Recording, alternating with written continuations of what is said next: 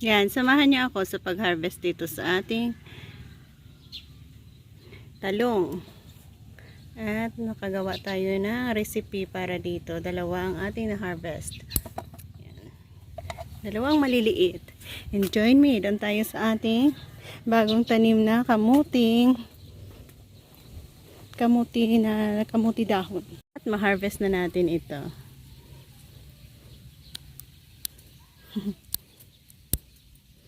Oh, diba? Harvest time na. Mga bagong sibol na kamuti kahoy. Yan, dahon ng kamuti. Easy lang. Nakapag-harvest tayo ng ating talbos ng kamuti. So join us kung ano ang recipe ating pwedeng maibahagi na naman dito sa inyo sa ating fresh from our small garden vegetables. Yan. Bagong sibol na dahon ng kamuti ang ating reseping lulutuin sa araw na ito. So join me. At mayroon tayong 2 pirasong talong na hinarvest din doon sa ating maliit na puno ng talong. 3 pirasong isda na hinati natin. Talbos ng kamuti na bago nating hinarvest doon sa ating maliit na garden. 2 pirasong talong na doon din natin na-harvest. Kamatis, onion, ginger. Yan ang mga sangkap na ating gagamitin para sa recipe ating gusto na namang ibahagi sa inyong. Yan, magsa-start tayo sa pagprito ng ating isda. Yes, prituhin muna natin. Ayan, mag-share.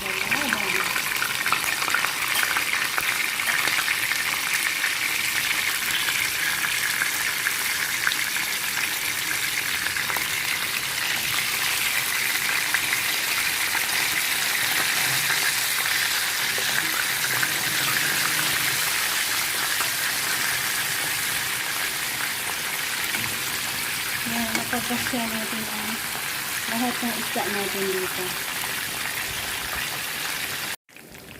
So, yan na nga. Naubos na natin prito lahat. At okay na ito.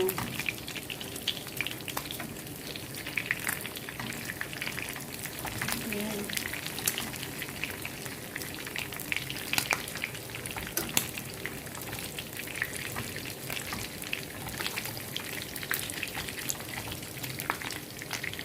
Isang set lang natin iiwan.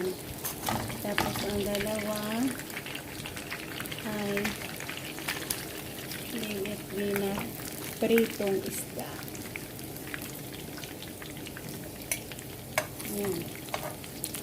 Next, tanggalan natin ng oil.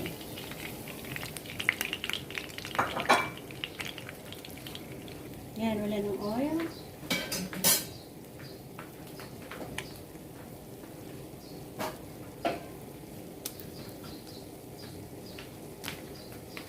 Lagyan natin ng mainit na tubig.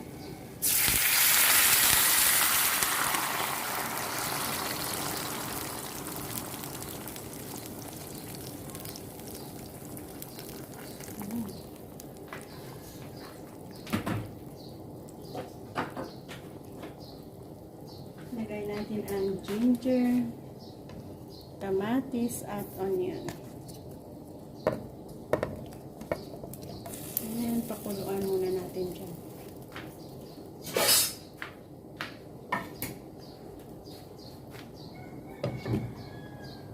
Yan, kulong-kulo na.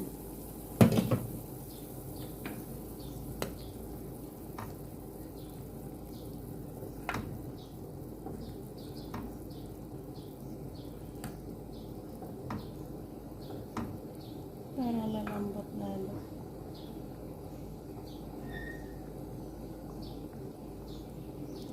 At magkaroon tayo ng masarap na sabaw.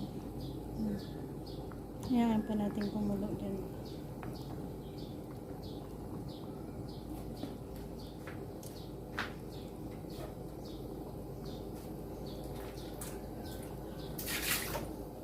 Yan, Una nating i-add ang talong natin.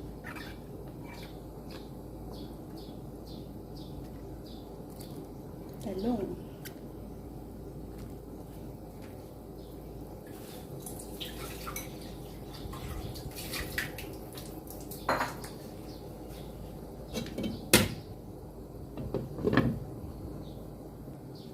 Yan. Masarap na ang amoy. Lagyan natin ng konting patis.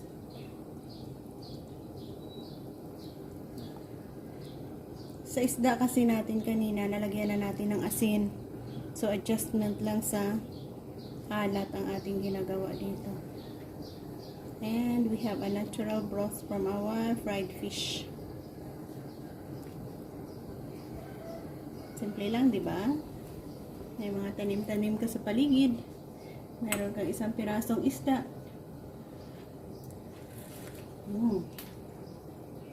Masarap na yung hihigupin.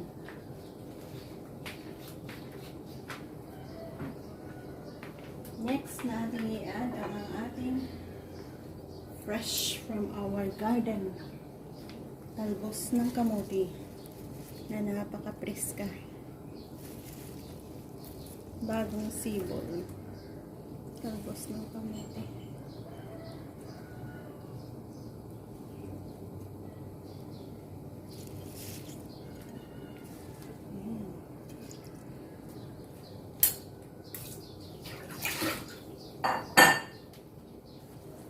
Isang kulo and we are ready.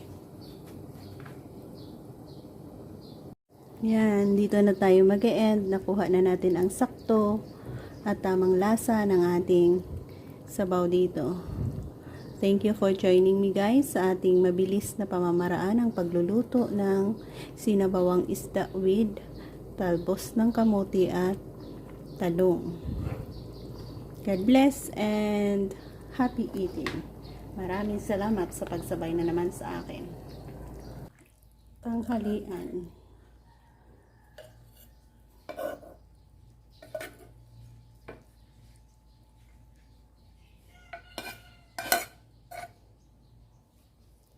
Yan ang ating sabaw recipe na masarap.